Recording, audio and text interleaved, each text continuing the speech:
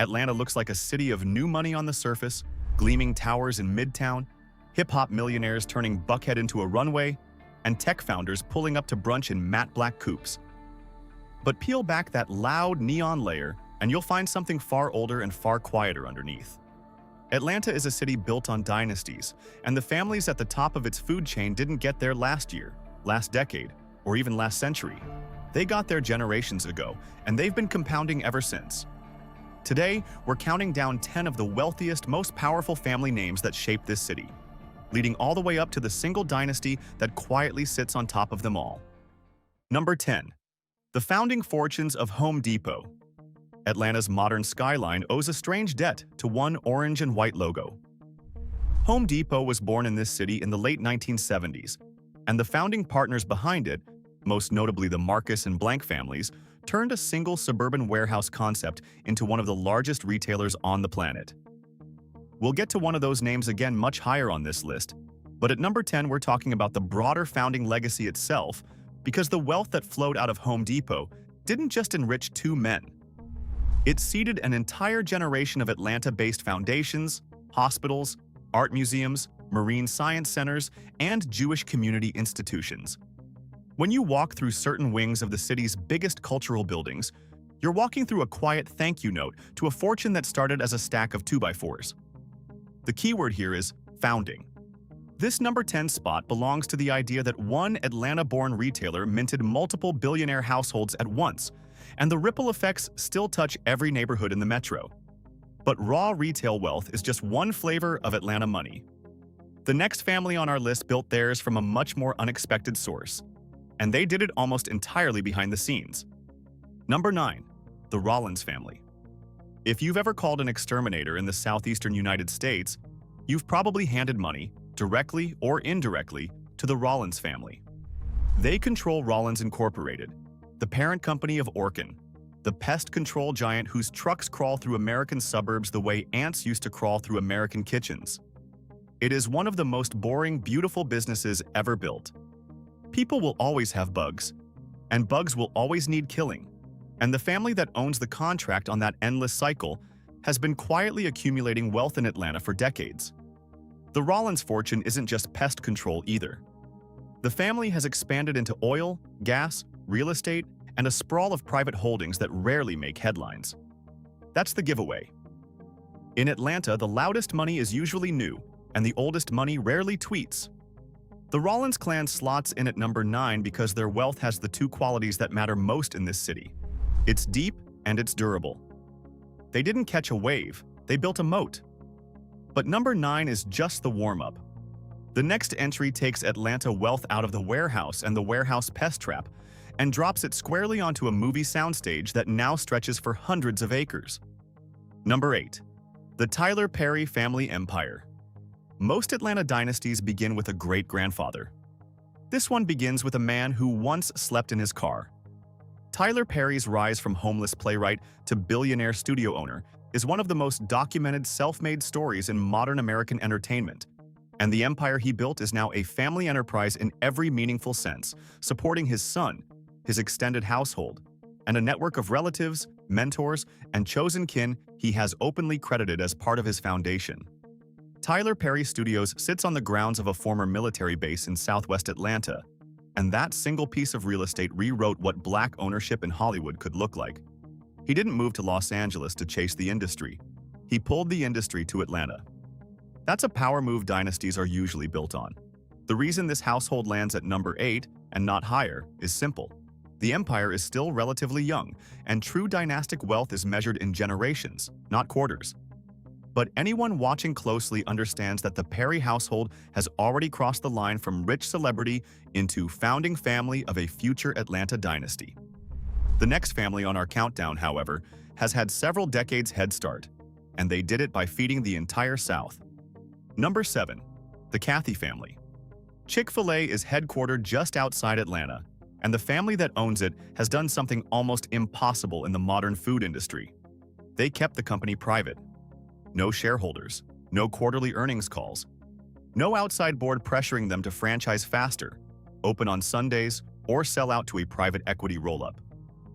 The Cathy family has held the chicken sandwich kingdom in their own hands for 3 generations, and that level of control translates directly into wealth that compounds without leaks. When you don't have to share the upside with Wall Street, every new restaurant is a brick in the family vault. The Cathy household sits at number 7 because their fortune is uniquely Southern, uniquely Atlanta adjacent, and uniquely structured. They are not the loudest billionaires in the city. They are not photographed at every gala. But every time a red and white sign lights up on a suburban corner anywhere in America, a portion of that revenue flows back to a family that decided, decades ago, that patience was the most valuable ingredient on the menu. From a fast food empire, we now jump into something completely different. A household built not on chicken, but on cable news. Number 6. The Turner legacy. There is no version of Atlanta's modern identity that does not run through Ted Turner. He didn't just create CNN here in 1980. He turned this city into a global broadcast capital, almost single-handedly, and in the process built one of the most eccentric American fortunes of the late 20th century. The Turner household, and the foundations and trusts attached to it, has been an Atlanta institution for decades. What makes this family fascinating is the way the wealth was deployed. Massive ranches across the American West, some of the largest private bison herds on the continent, a foundation that pumped $1 billion into the United Nations in a single famous pledge, a restaurant chain, a media empire that was eventually folded into something larger but whose DNA still pulses through the Atlanta skyline. The Turner family lands at number 6 because, even decades after the original cable bet, the household still casts a long shadow over how Atlanta sees itself. This is the city that beamed the news to the world, and one family wrote the check that made that possible. But beaming news to the world is one thing. Bottling the world's most recognizable beverage is another. And that's where our list takes a sharp, fizzing turn upward. Number 5. The Woodruff legacy and Atlanta's Coca-Cola bloodline. You cannot talk about Atlanta wealth without standing at the foot of the green and red mountain that is Coca-Cola. The company is so embedded in the city that the headquarters, the museum, the foundations, and the philanthropic networks attached to it operate almost like a parallel municipal government. At the center of that history sits the Woodruff name, attached most famously to Robert W. Woodruff, the long-serving leader who turned a regional soft drink into a global icon. The Woodruff Foundation he helped seed is one of the largest philanthropic engines in the South. Now, most of the original family wealth is held in foundations rather than passed down as personal billions, which is why this entry is framed as a legacy rather than a single living household. But the bloodline of Coca-Cola money in Atlanta, through descendants, related households, and old bottling fortunes built parks, hospitals, universities, and entire neighborhoods. It is the most quietly powerful kind of wealth, the kind that no longer needs a name on the door because the door itself was paid for by the family. We slot the Woodruff legacy at number 5 because in Atlanta, soda money is bedrock. But bedrock isn't the only kind of foundation.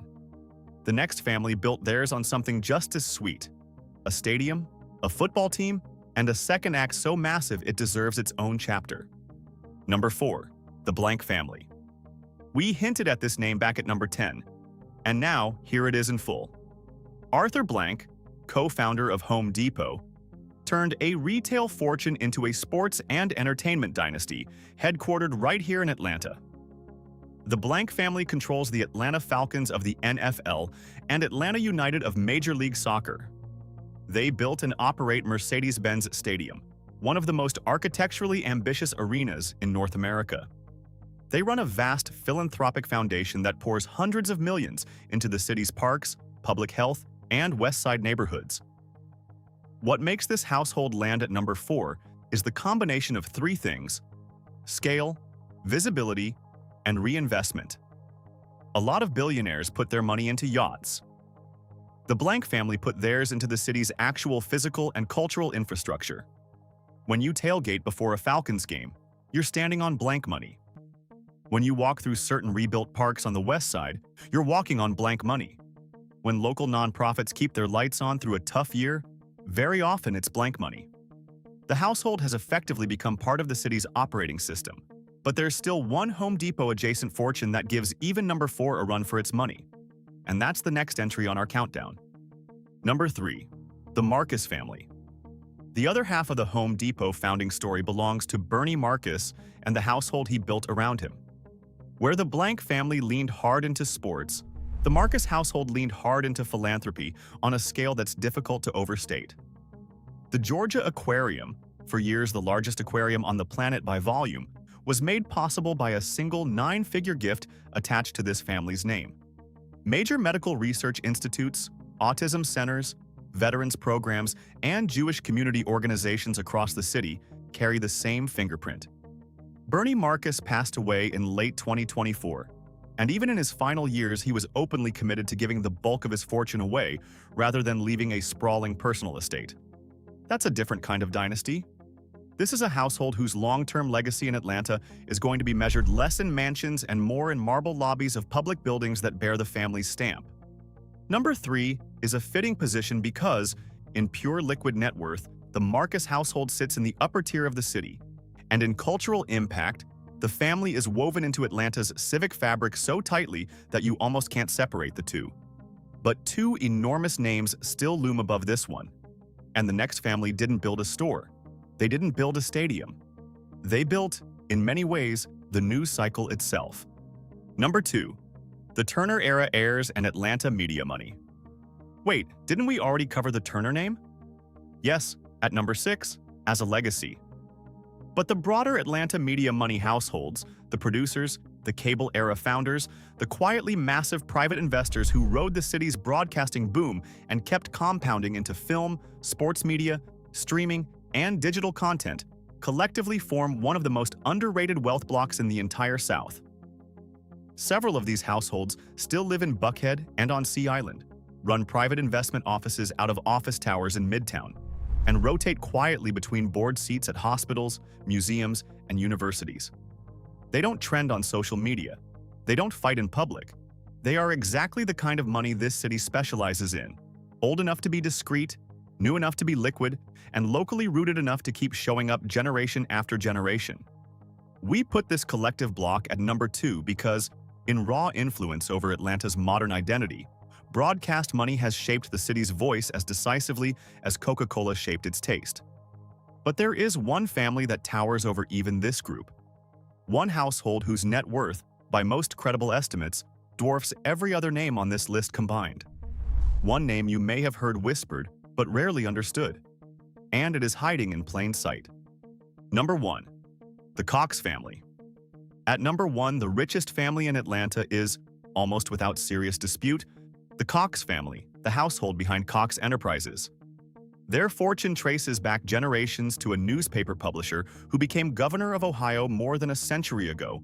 But the dynasty has been headquartered in Atlanta for decades, and that is where the modern empire was built. Cox Enterprises is one of the largest privately held companies in the United States. The family operates in cable and broadband through Cox Communications, in automotive services through Cox Automotive, which owns names that touch nearly every car sale in America, and in media, advertising technology, and clean tech investments through a sprawling network of subsidiaries. The household's combined net worth is consistently estimated in the tens of billions of dollars, placing them among the wealthiest families not just in Georgia, but on the entire planet. What makes the Cox family so distinctive is how invisible they are relative to that scale. Most Atlantans could name a Falcons owner before they could name a Cox heir. That is on purpose. The family has historically avoided the kind of public flexing that defines newer fortunes. They keep the company private. They keep the household private. They keep the headlines small. And while they keep all of that small, the wealth keeps growing. There is also an enormous philanthropic arm attached to the family supporting conservation, journalism, education, and Atlanta's civic institutions in ways that often go unannounced. So when you ask, who is the richest family in Atlanta? The honest, well-documented, frequently reported answer is the Cox family. Not the loudest, not the most photographed, not the one with a stadium named after it, the one with the broadband line in your wall, the auction software behind your used car, and a balance sheet that rarely sees daylight. They sit at the top of this city for a reason most rich people will never understand. Real dynasties don't need to be seen. They just need to compound. So that's the countdown. From the founding fortunes of Home Depot at number 10, through the Bugmen and the Chicken Kings and the Cable Pioneers and the soft drink Bedrock, all the way up to the Cox family at number 1, these are the households that built modern Atlanta and continue to quietly steer it. The lesson buried in this list is simple. The flashiest money in Atlanta is rarely the deepest, and the deepest money in Atlanta is rarely the loudest. If this video opened your eyes to a side of the city you never noticed, do us a favor, drop a like, leave a comment with the family that surprised you the most, and subscribe for more deep dives into the dynasties shaping America's biggest cities. We'll see you in the next one.